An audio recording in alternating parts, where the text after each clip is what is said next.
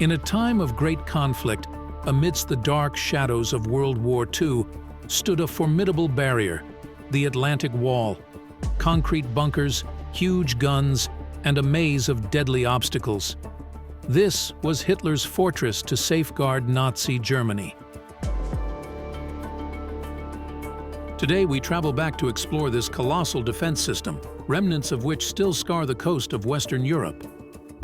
Quiet now, these shores whisper tales of D-Day, June 6, 1944, a pivotal moment that reshaped the 20th century. It's the most important day of the 20th century, and everything before that led up to D-Day. Everything since has been a consequence of what happened on D-Day. Hitler's Atlantic Wall, stretching from Norway to Spain, was not just a physical barrier, but a symbol of the Nazi regime's might. The Atlantic Wall was one of the great walls of history.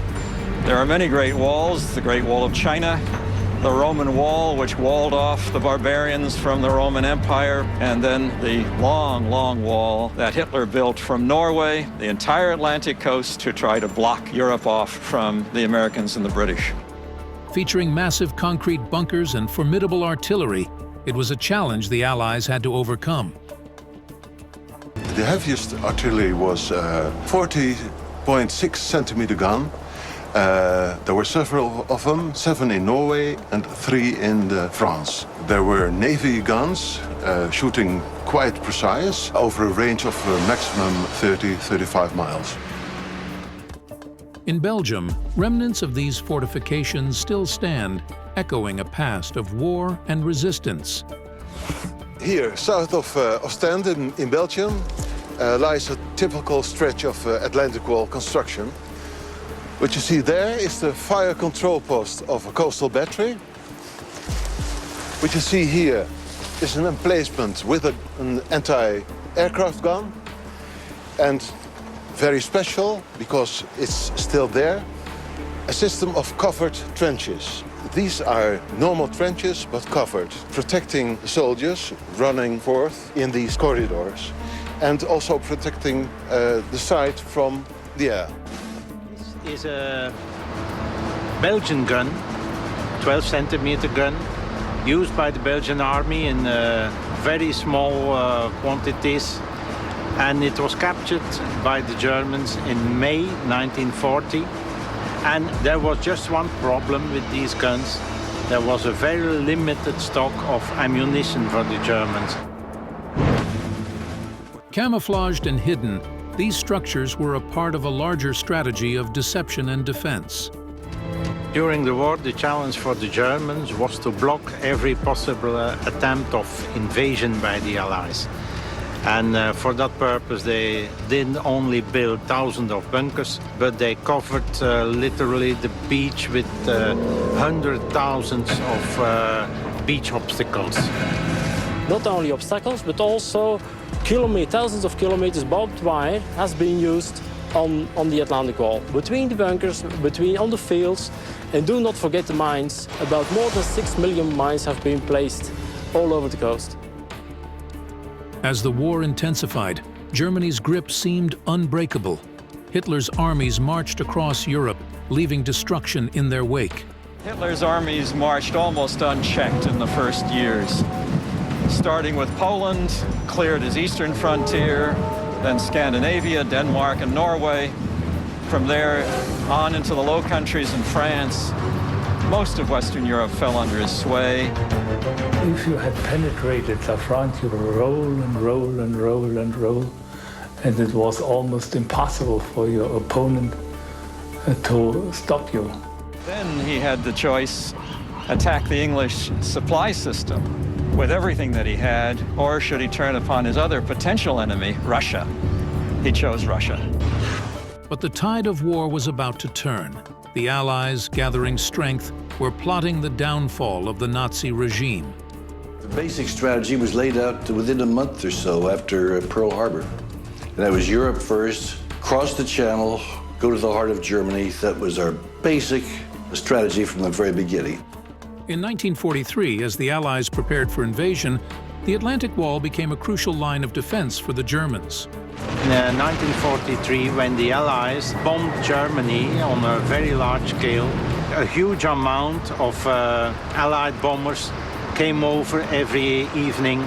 And when they came back from Germany, they were not allowed to land in England with bombs on board. So they dropped their bombs, sometimes in sea and sometimes on the battery itself. The Germans had been in World War I, and they knew how to dig ditches, and they knew how to put trenches in place, and they knew the kind of fire they needed to hold a position, and they put all of that to use. The first goal was to fortify ports that could be used by the Allies to land troops, divisions, armies. So from the northern part of Holland to the southern part of France, the major ports and U-boat bases were fortified. Under Hitler's orders, the wall transformed into an almost impenetrable fortress, a testament to Nazi Germany's engineering prowess and desperation. Germans are very good in statistics. In the total of the Atlantic Wall, some 11,000, 12,000 bunkers were made, heavy bunkers, with a consumption of 10, 11, 12 million cubic meters of concrete. However, Hitler's grand vision was met with challenges. Limited resources and the relentless Allied air campaign strained German efforts. The major forces of the German army, the young guys, strong guys, were in action in the desert and on the Eastern Front.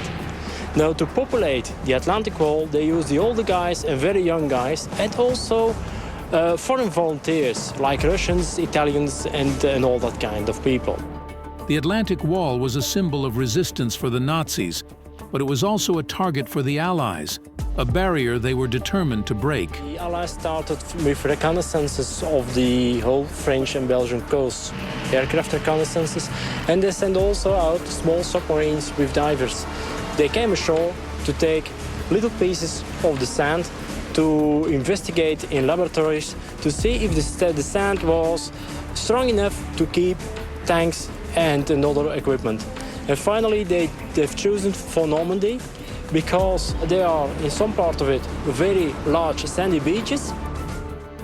As D-Day approached, tensions mounted. The world braced for one of the most significant military operations in history. They needed a shallow draft vessel that they could turn around in a hurry. Every American who went ashore in North Africa, every American who went ashore in Italy, and every American who went ashore in the Pacific Theater did so in a boat built in New Orleans by Andrew Higgins and Higgins Industry. From a factory that had 80 people working in it to 30,000 employees, of whom about half were women. And he worked 7 days a week, 24 hours a day, to turn out those landing craft. And by God, he did it. On June 6, 1944, the Allies launched their assault. It was a battle against the formidable Atlantic Wall, a battle for freedom. Paratroopers and glider troops landed well behind the German lines, but the wall had answers for them too. There were poles set in the fields called Rommel's asparagus to smash up the gliders. Their fields were flooded wherever the Germans could do that in order to prevent the troops from landing there. And at great loss, they did succeed in landing behind the wall. Today, as we remember the sacrifices and bravery of those who fought, the remnants of the Atlantic Wall stand as a stark reminder of the past. This has been a journey through history, a story of war, resilience, and the triumph of the human spirit. Thank you for joining us on this journey through history on the World History Channel. We hope you've enjoyed exploring the fascinating stories and events that have shaped our world. If you found this video informative and entertaining, don't forget to hit that like button and share it with your friends and family. By subscribing to our channel, you'll never miss out on any of our future content, covering everything from ancient civilizations to modern-day events. We love hearing from our viewers, so please leave a comment below and let us know what topics you'd like us to cover next.